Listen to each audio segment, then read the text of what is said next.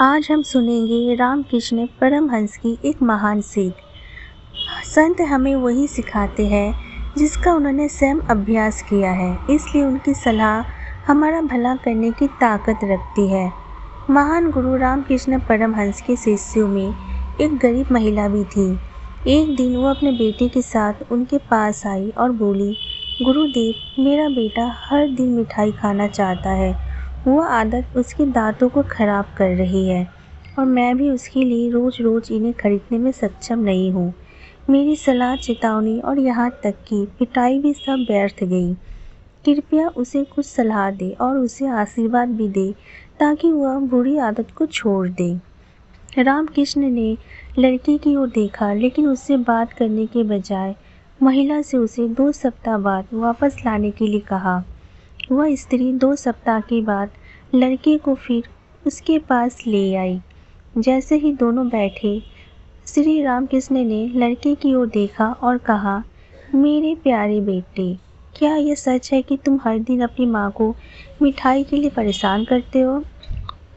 लड़के ने सिर झुकाकर कहा, हाँ सर, और चुप हो गया। तुम एक बुद्धिमान लड़का हो। आप जानते हैं कि वे मिठाइयाँ आपके दांत खराब कर रहे हैं। तुम्हारी माँ को भी तुम्हारी चिंता है। अगर वह हर रोज़ मिठाइयों पर पैसे खर्च करती है तो वह आपके लिए नई किताबें और अच्छे कपड़े कैसे खरीद सकती है? क्या आपको नहीं लगता कि आप गलती कर रहे हैं?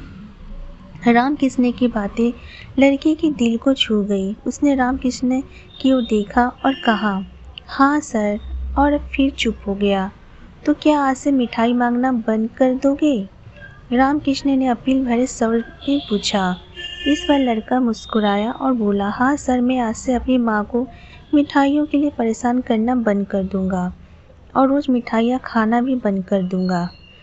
लड़के के उत्तर से प्रसन्न होकर रामकृष्ण ने उसे प्यार से अपने पास बुलाया और कहा, मेरे बेटे, तुम एक अच्छे लड़के हो। आप समझते हैं कि आपके लिए क्या अच्छा और क्या बुरा है।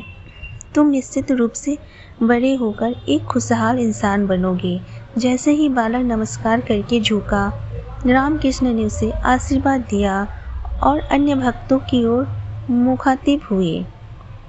लड़के के बगीचे में जाने के बाद उसकी आभारी माँ ने रामकृष्ण से पूछा, गुरुदेव, सलाह के ये कुछ शब्द देने के लिए आपने हमें 2 सप्ताह तक इंतज़ार क्यों कराया?